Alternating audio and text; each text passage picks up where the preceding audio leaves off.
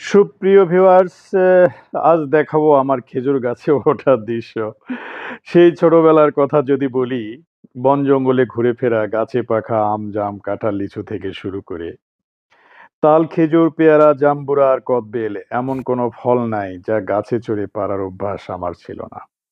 সেই সাথে স্কুল থেকে ফেরার পথে ইন্দুপাড়ার তেঁতুল গাছ আর আম গাছে আমড়া গাছে ঢিল ছোড়া যেন ছিল চিরচেনা অভ্যাস।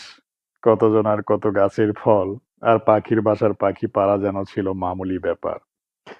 সবচেয়ে বেশি দুর্বল ছিলাম কারো উঠানে গোলাপ গাছ দেখলেই যেন মাথাটা নষ্ট হয়ে যেত।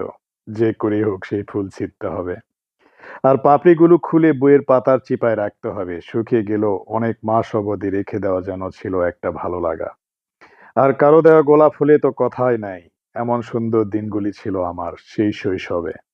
এসব করতে গিয়ে কত চৈতির দিনে যে ঘুমাইনি, কত হাত পা ছিলেছি, কত বকাঝকা খেয়েছি, কতবার যে গাছের ডাল ভেঙে পড়ে গেছি সেসবের হিসাব নেই। এমন দিনগুলির কথা আবারও মনে পড়ে গেল।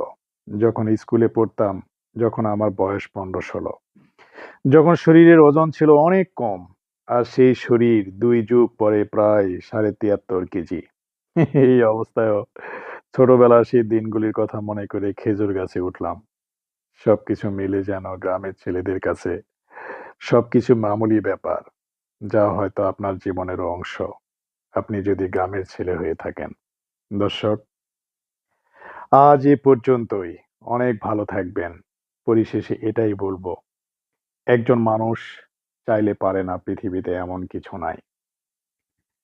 পাখিরা উড়তে জানে, সেই দেখে যেমন উড়োজাহাজের আবিষ্কার, ঠিক তেমনি সাগর পাড়ি দেওয়াও মানুষের কাছে মামুলি ব্যাপার। দীর্ঘ 2 যুগের অভিজ্ঞতা হয়তো পুরাতন দিনগুলোকে স্মরণ করিয়ে দিবে, কিন্তু আপনার কর্মদক্ষতা প্রমাণ করবে আপনিও পারেন। চেষ্টা করলে কি না সম্ভব। তাই জীবনকে কোনো জায়গায় থমকে দাঁড়িয়ে না দিয়ে জীবনের উপর পরিচর্যা করুন, সামনে এগিয়ে যান। বিজয় আপনার। ঠিক এই যে দেখেন খেজুরগুলো, মন চাইলো গাছে উঠবো, এতদিন পরে উঠলাম এবং পারলাম। ধন্যবাদ।